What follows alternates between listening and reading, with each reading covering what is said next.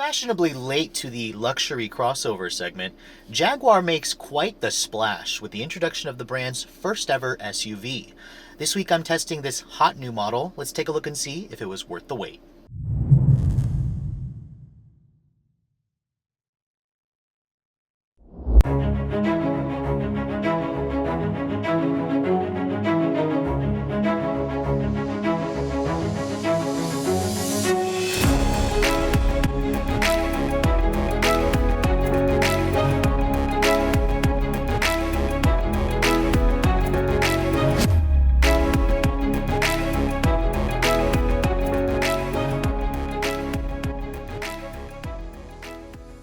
Now, it's definitely hard to believe that in the company's 94-year history, it's taken them this long to come out with a sport utility vehicle where all of its competitors have been doing so for the last few decades. Now, there's a saying going around that if you wait long enough, oftentimes you can bring a product to market that was well worth the wait. And this Jaguar F-Pace certainly has the specifications to make that claim very true. You can see the design of the F-Pace certainly is very striking, very Jaguar-esque with the design. It borrows heavily a lot of design cues from Jaguar's very beautiful and successful F-Type sports car. Now, if you're looking at the platform of the F-Pace, it'd be easy for you to assume that Jaguar just decided to heavily rebadge from their neighbors next door at Land Rover. However, that's not the case with this all-new F-Pace. It rides on an all-new platform that's shared with the new XE and XF sedan, both of which are very, very strong vehicles in their competitive segment. Now, when you look at the design of this one that I'm particularly showing you, this is the F-Pace S. You can choose this model between 5 different trims, actually 6 if you count the limited production first editions, which Jaguar has capped at about 275 units here in the US. Now, the S is basically the hierarchy for performance in the F-Pace lineup. For now, it does get the most powerful supercharged V6. Speaking of which, there's 3 different engines available at the F-Pace at launch. The base engine is actually a 2-liter turbo diesel for you fuel economy minded people, and then a 3-liter supercharged V6 with 340 horsepower is available next, and then in my version has 380 horsepower from a little bit more boost. Now, you can see the front end has a lot of traditional Jaguar design cues. It basically looks like the very beautiful looking XE and XF. These LED headlights are standard on the S model. They are adaptive with automatic high beams. Believe it or not, if you guys go for the basic F-Pace, it actually comes with halogen projectors. So my recommendation to you, avoid that model. At least go for the Prestige, which rolls in the bi-xenons. LEDs are available, and then standard on the S model. Now, you can see the grille and the front fascia is slightly different on the F-Pace S. You have a slightly more aggressive front fascia with this honeycomb grille, the red Jaguar emblem, and along with the S badge in the grille. It's a very distinctive, premium, sporty looking crossover, one of the sportiest offerings you can buy in the segment, to be honest. Now, looking at the side profile, there's several different wheels available on the F-Pace. My tester has the optional $1,000 20-inch black finish wheels. 20s do come standard on the F-Pace S. If you guys go for the base F-Pace, they will come standard with 18s, 19s available. And then, of course, you guys can get 22s, which are standard on the first edition if you guys want the biggest wheels available. Now, looking at the actual proportions of the F-Pace, it is a little bit of a tweener. Its base price starts around the same as like a BMW X3, an Audi Q5, Mercedes GLC. However, in terms of size, it sits between a Lexus RX 350 and a Lexus NX 200. The vehicle stretches about 186 inches long. It's about 2 to 3 inches longer than most of its competitors. The wheelbase is also pretty long as well, about 113-inch long wheelbase, which is as much as like 6 inches longer than some of the Japanese competitors. And then this vehicle definitely looks bigger because it's a lot wider than most of its competitors, around 2 to 3 inches wider. This vehicle is around 76 inches wide, so it gives the F-Pace a much more imposing stance, and it makes it look a lot bigger than your neighbor's BMW X3 or Mercedes GLC, which definitely makes the vehicle look sportier, a lot more premium. Now, out back, the taillights are lifted right out of the F-Type, which, if you guys know, is one of the most beautiful looking cars in the segment. So a lot of the good looks basically have been translated to this SUV. Most models will also come with dual exhaust, which have that traditional Jaguar growl. We'll go into the test drive later on.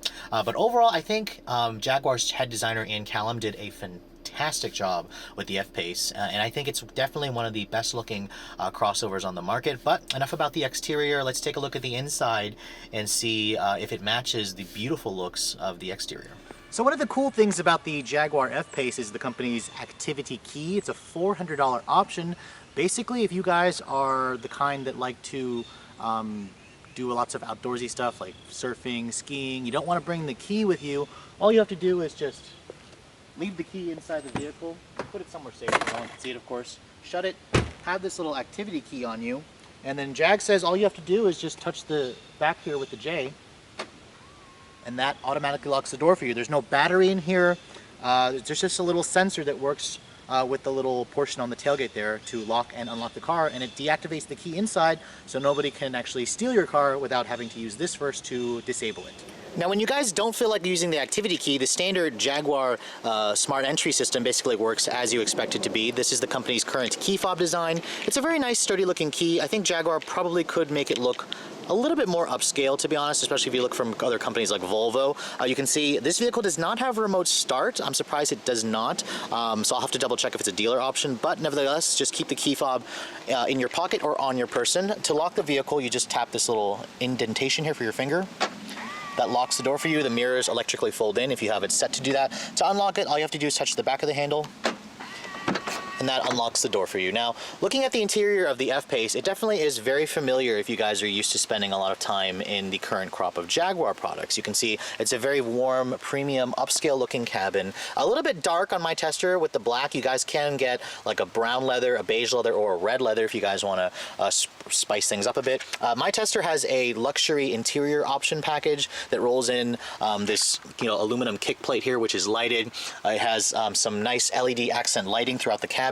And it has this nice suede Alcantara on the headliner, which is definitely a really nice upscale touch. Now, stepping inside the vehicle, I can't believe I'm saying this, it has a really great step-in height, which is normal for a crossover. However, this is a Jaguar crossover, which definitely turns a lot of heads. A lot of people don't realize that Jag actually has a crossover now, so it's definitely a nice surprise when you get in this vehicle. And now you can see the traditional Jaguar theatrics are here. When you get in, the start-stop button here will pulsate kind of like a heartbeat, and then when you push this, when you put your foot on the brake and then push the button to fire up the engine,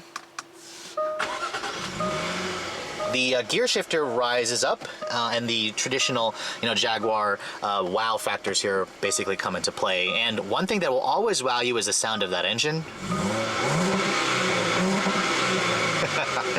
It basically just sounds like an F-Type. It's a fantastic sounding engine, but we'll go on to later on in the test drive. Now, shutting the door. The door sounds very solid. I mean, I wouldn't expect less. This is an all-new platform.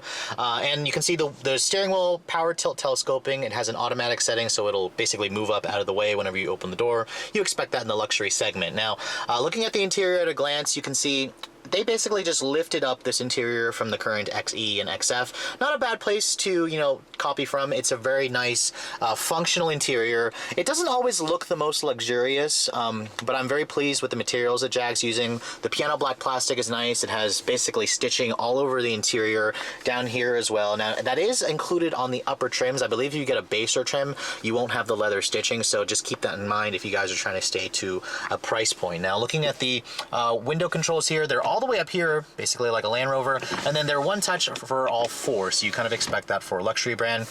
This optional wood grain is about $350 more. It's beautiful.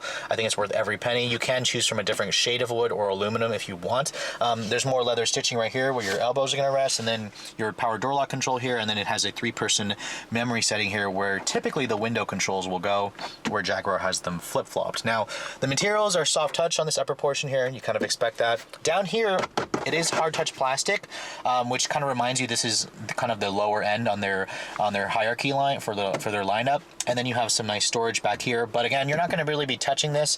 My tester has an optional 17-speaker 825-watt Meridian audio system, which sounds fantastic. It's part of a technology package. But you can see here coming to the rest of the dash, as I said, it's soft touch everywhere. It's all stitched. You do have that head-up display that is an a la carte option for $900 if you guys want that. And then the steering wheel. It's the same steering wheel basically out of the XF and XE. Very thick bolstering. The leather also feels good, although the stitching, I kind of wish it had a little bit better stitching. Some competitors do like a extra stitch in the center center to kind of cover up these ridges. I'm kind of nitpicking here. Honestly, the interior feels expensive, looks expensive. I love the leaper emblem right here in the center of the Jag, and then you can see here lots of buttons because my tester has the driver assistance package, so it does have automatic emergency braking, full speed range cruise control, lane keeping assist. This one also has the heated steering wheel for the comfort and convenience package, and then right here this controls this large 12.3-inch screen for the instrument panel. This is optional, of course. You get that with the tech package that rolls in that large screen there, and then this huge 10.3-inch in-control touch pro infotainment system. Now if you guys remember, I complained about the infotainment system in that F-Type. That is the older Jag head unit. This is the new one. This is the larger one, and this has been completely overhauled. Now I'm going to spend a little bit of time talking about this because I haven't had a chance to show you guys this yet, but Jag says this runs on an Intel quad-core processor, so they've beefed up the speed, which was an issue of the F-Type that I tested last year, which was kind of slow, and then of course the graphics have basically all been beefed up. Now just initially looking at it, the touch response is pretty good, and the buttons definitely are a little bit larger because the screen's larger. Now if you guys don't get the technology package, you'll also have an 8-inch screen, and it's just called In Control Touch instead of the In Control Touch Pro. The Touch Pro gets rid of the buttons on the side where you get with the base model and puts them all down here. Now speaking of which, going to your home setting here, this is what the home button looks like, or the home screen. You have your audio information there, climate there, and then your phone, and then navigation. Tap this little arrow here to the side and you'll basically see a lot of other apps. You'll see your eco function, your camera. This vehicle does have the 360-degree camera with automatic parallel and perpendicular parking. In control apps, that's basically Jaguar's version of their telematics and apps for their infotainment system. This vehicle, one thing it doesn't have is Android Auto or Apple CarPlay. Jaguar instead gives you in control apps, which you have to download onto your phone, and then it kind of will project your phone's contacts. It'll give you Spotify, and but no text messaging ability, and it's not as good as Apple CarPlay, so I'm kind of hoping Jag later on adds that in the future. Going back to the screen here, you can see here there's also a valet mode, which locks out the screen if you guys are going to be valeting your car. The seats here, this brings up your heated seat control, which I don't particularly like how Jag buries the heated seat control in the infotainment system, because let's say it's a chilly morning or a hot afternoon, you have to wait for this to come up to actually turn this on, versus, you know, most competitors just kind of give you a separate hard button where you can turn it on immediately. It's a little bit of a nitpick there. I kind of wish the Jag would not put it in the infotainment system. Going to this second screen here, you're going to see lots of other different sources. ASI is basically the system's adaptive surface response. It gives you like a low friction launch. It'll also actively read the surface that you're on. They took this technology from Land Rover to compensate for the fact that this vehicle doesn't have a low range transfer case. But nevertheless, one thing I do want to show you really quickly, Dynamic Eye. This is included when you guys go for the S model, optional on the 35R Sport if you guys go for the one below this. But you can basically customize how you want your vehicle to drive. This vehicle drives basically like a sports sedan, just taller. You can actively change the engine, the gear shift, the suspension. Now this vehicle doesn't have air suspension, but it does have adaptive dampers, so you can make the dampers smoother or firmer depending on what you guys like. And then of course it changes the steering. It's very nice. You can see Jag also gives you a lap timer, a G meter, and then your pedal and brake throttle placement, so you guys can keep track of that if you guys want. Now going to the nav setting here, which nav is right there, or you can also hit this button here. The nav system is pretty sweet. You can see here when it goes out like this, it's a huge navigation system. It looks cool, and actually if you don't want to look at it over here, Jag gives you the option to push menu right here and push this button right here, go to display settings. You can actually put the map in this part of the screen right here. So you can see I've got two freaking maps.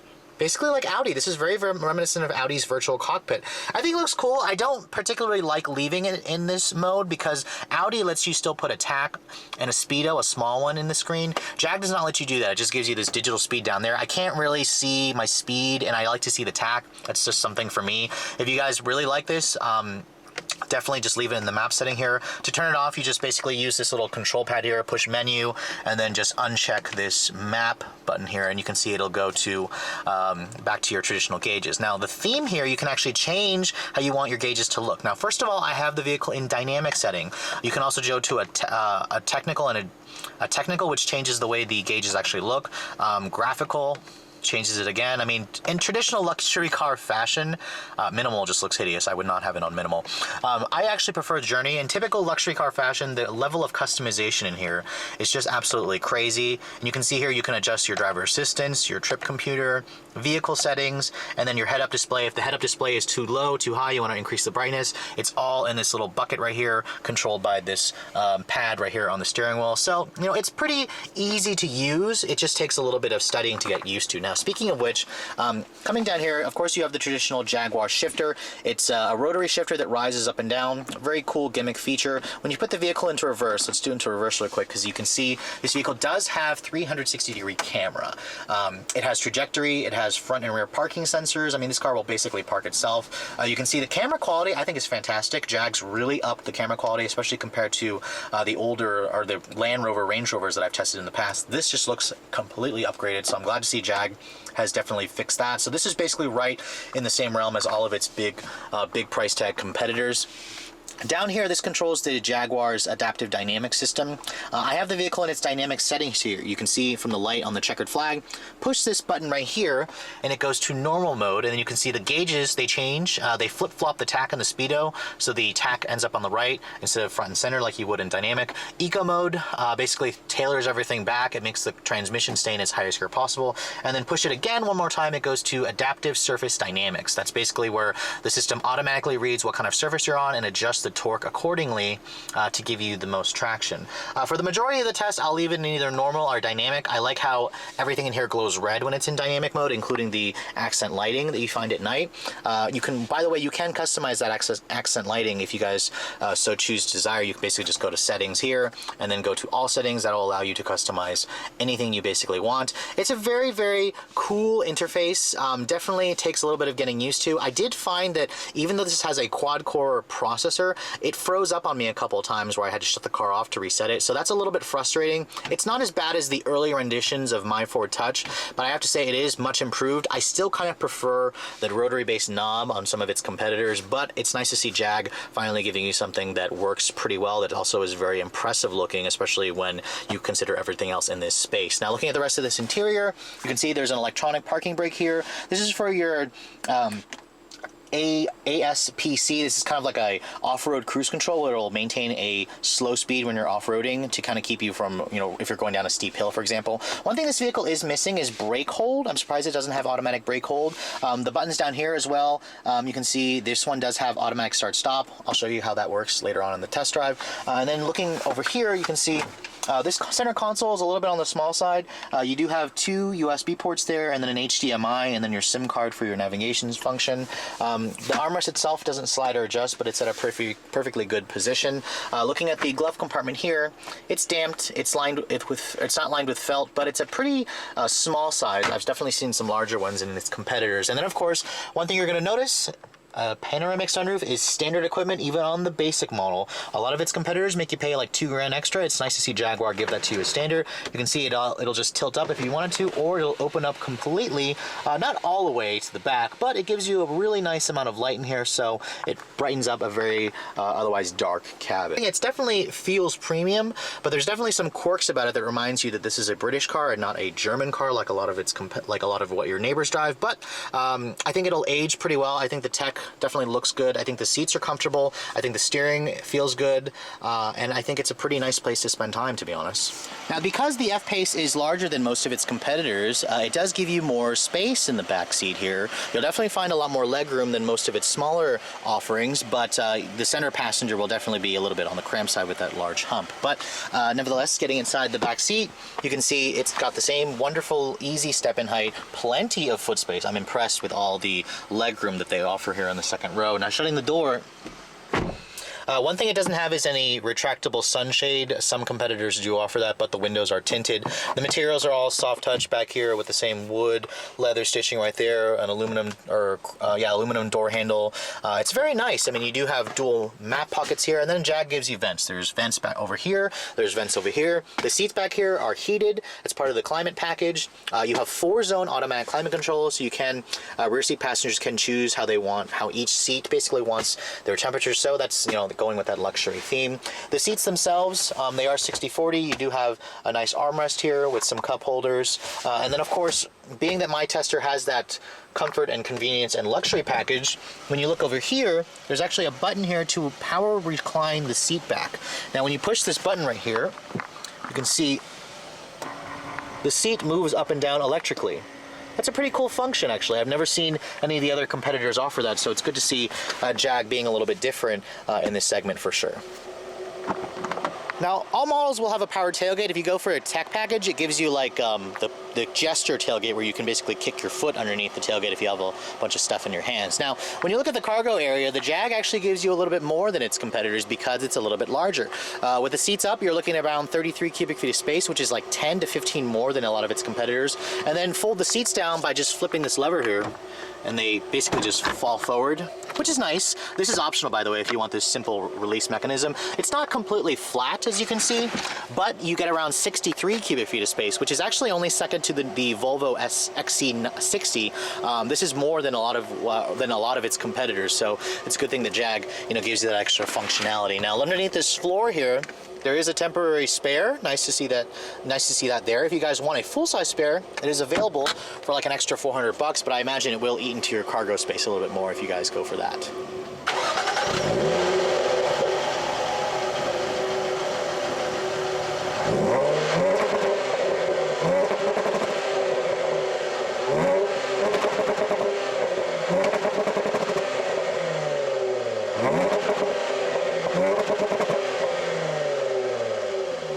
Now, depending on your style, some of you will either find this engine to be lovely or noisy. I think it sounds very lovely. What you're looking at is the company's very signature 3-liter supercharged V6. Now, think of it as basically the supercharged V8 or the V8 with just 2 cylinders locked off.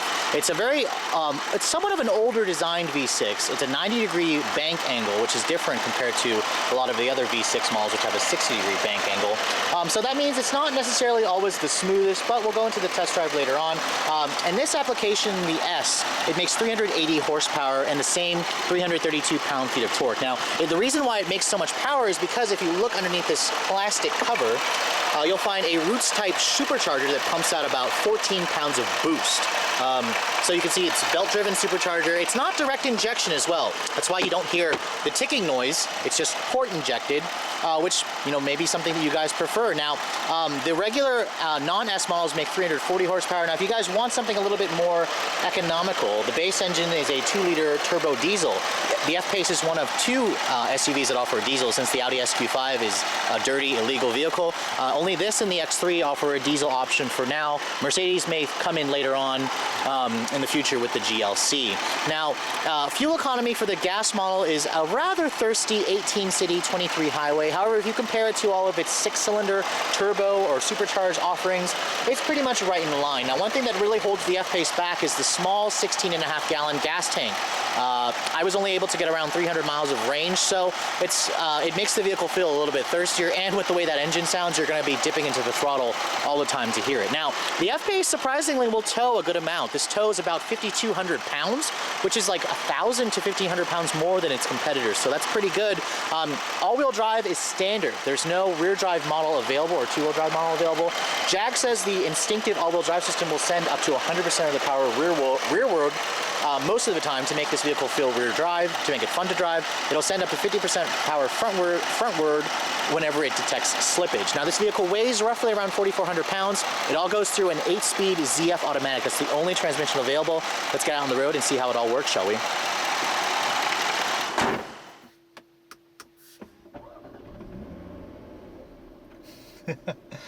So you guys know me. SUVs haven't always been my preferred vehicle of choice. However, sporty SUVs like this definitely have always intrigued me. I really got my first taste of driving a sporty SUV when I drove a Range Rover Sport Supercharged about almost 2 years ago. That blew my mind. It basically just drove like a tall BMW M5. So you can pretty much guess that when Jag sent me over this F-Pace S, I was very excited. Now, like all Americans, I think SUVs are great family vehicles. I mean, there's a reason why Jag decided to come or introduce a vehicle like this. If you look at the sales of this vehicle, I think it went on sale in July. It outsold the entire Jaguar lineup in its first month of sales. So this is a vehicle that's doing wonders for Jag. It's going to make them a ton of money, which honestly is good for us because then the company can reinvest their money into even better products, which is why everything has been improving. Now, speaking of which, I want to talk about one thing that the company has improved, the warranty period. Jags have always had a tendency to have bad reliability. A lot of you basically know that in the market. However, Jag has just extended the warranty on all their new vehicles. You now get a 5-year, 60,000 mile comprehensive bumper-to-bumper warranty, and in that same time period, you get free maintenance for 5 years of 60,000 miles. That is the longest in the luxury car industry. So you can see that Jag definitely has been improving things lately, and they really are trying to stand behind their products by offering customers who buy this car a really excellent warranty period. But this is my first time driving the F-Pace. Enough about that. Let's get it out on the road and see how it does, shall we? Put the transmission into sport. It's in dynamic. The auto start stop still works, but as soon as you lift off the brake, engine fires right up.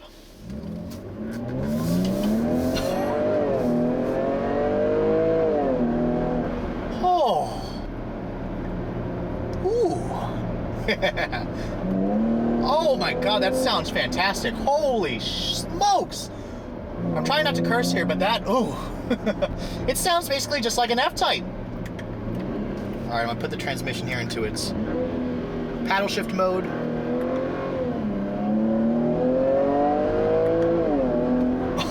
Oh my God, that sounds fantastic. And this supercharged V6 just has a boatload of torque. And it has a lot of horsepower. I mean, you basically don't expect a vehicle like this to drive as good as it does. But holy crap. Oh. This is just my kind of SUV, basically. And any of you guys who, are used to driving sports cars, you need a family vehicle, SUVs like this make them a lot more tolerable. And it's a very desirable vehicle for sure.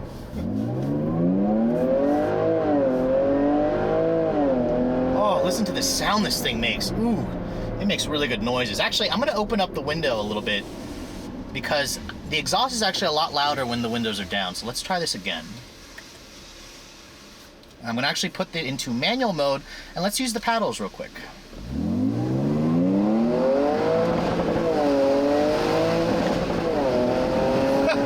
And then when you use the paddles, you'll hear the little fire cracking noises, the bark noises, the crackles from the exhaust. Ooh. Let's hear that again, shall we?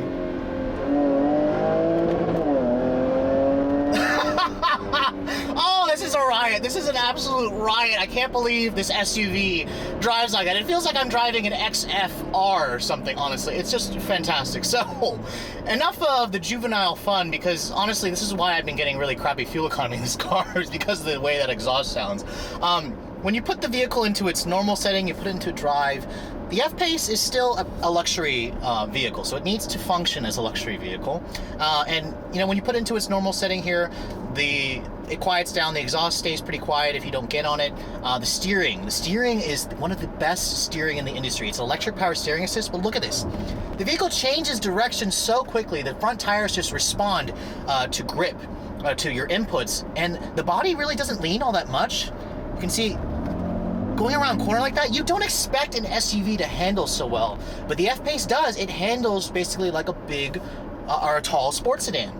It hides its weight really well, and you can credit the way that the structure feels to the aluminum structure. Jaguar says they used about 80% aluminum in this structure, which does help save weight. I mean, for how wide this vehicle is, for how big it is, it's around 4,000 pounds. It's not bad for the weight of this car. It's definitely about 500 pounds lighter than a lot of the competitors, which are a little bit larger, not much larger, but the F-Pace really hides its weight very well. Now, visibility in here is also excellent. Out of the front especially, you have this very commanding view of the road, which you honestly have never experienced in a Jag before because the company's never given us an SUV. Very large side mirrors. The view out of the back is a little bit obstructed. The styling definitely makes the rear window a little bit on the small side, but it's something that you kind of have to get used to. Now, I want to talk about the ride quality really quick because the F-Pace does ride a little bit harsher than some of its competitors. You can basically credit that to the sportier suspension tuning, the 20-inch wheels. And keep in mind, my tester has the 20s. There's also a 22, which makes the ride even harsher. I don't think the ride is that harsh, but again, I'm younger. You know, if you are a traditional Jag buyer who's older, you're probably going to think this ride's harsh. But again, this is kind of where a lot of new cars are going. They're going for a much sportier theme, and it's very important, I think, that Jag had to go in this direction as well.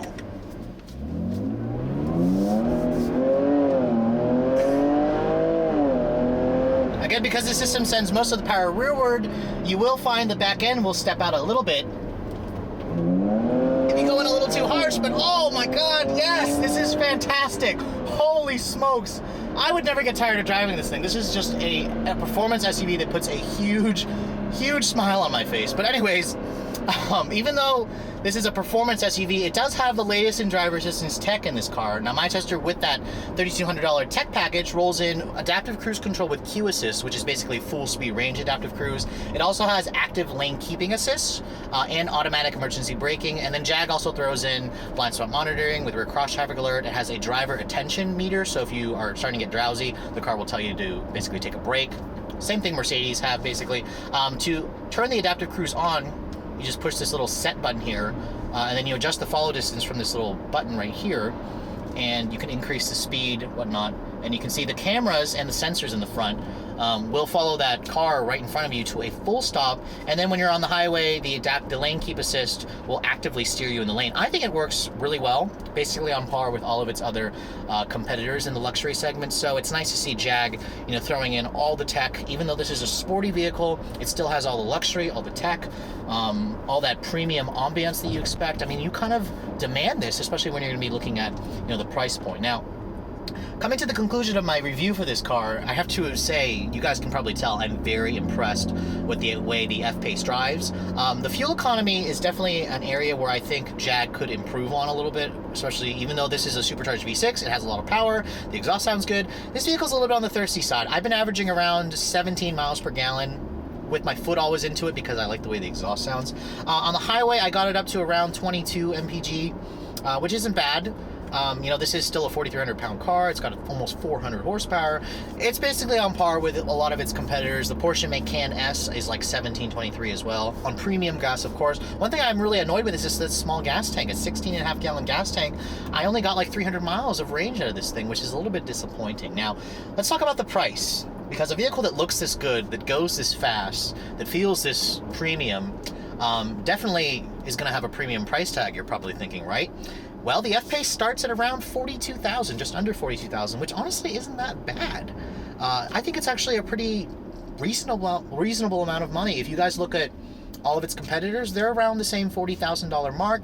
The Japanese ones are going to be a little bit cheaper, like a Lexus NX or the Acura RDX is like $5,000 cheaper, but come on, the Jag definitely feels like it's in a more premium upscale category versus those competitors. Now, that's for a base diesel model, the base model, that has halogen headlights, these small 18-inch wheels. You're not going to have all the fancy stuff in here, no backup camera, but you will get push-button start and the pano sunroof, so again, Jag gives you some features in here. But if you guys want to go for a 6-cylinder, the supercharged 6, it's going to cost you like $1,500 more, so around $43,500 for a supercharged 6. Now, I'm driving the S model. The S model starts at $57,000. That basically rolls in all the stuff of the premium and the prestige and the R Sport model together.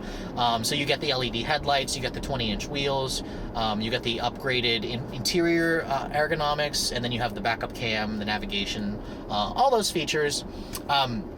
57 is a lot of money for sure, but keep in mind, a Porsche Macan, this car's main competitor in terms of sportiness, is about $5,000 more expensive than the Jag, and if you fully load it, it can be almost $100,000, which is just ridiculous. Now, my tester has 4 big options on it, being the S model. It's got the comfort convenience package for $1,800, the luxury interior upgrade package, which gives you like the suede, the 4-zone climate control, the heated and cooled front seats and rear seats. That's like another $2,000. The driver assistance package is $3,200. That gives you the full speed range adaptive cruise, and then the technology package, which gives you the 2 large screens in the interior for like another $3,200. All in, my tester is around $73,700, which it's a lot of money for sure.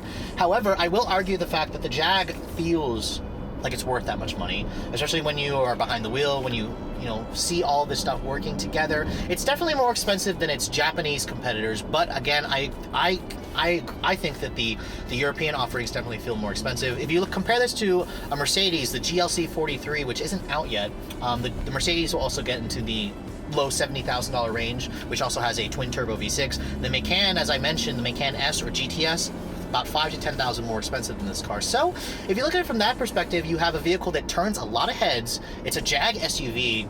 It drives like a performance car. It still tows a lot. The interior gives you lots of cargo space. It's comfortable. And really the only thing I can knock on the car is the tech sometimes freezes because it's got all this stuff in it, I guess. And the ride's a little bit on the firm side, and it guzzles gas. But again, if you can afford $70,000, you're probably not worrying about the gas too much. But anyways, with all that said, I hope you guys have enjoyed my full overview of the 2017 Jaguar F-Pace. If you're in the market for a new luxury SUV, and you're not basically wanting to have the same BMW or Mercedes your neighbor has, make sure you guys put the Jag on your list. And if you're also looking to see the latest cars I'm testing, make sure you follow me on Instagram, like us on Facebook, and as always, guys, keep subscribed to the Redline Reviews YouTube channel for all the latest reviews. Thanks so much for watching. I'll catch you all in the next video.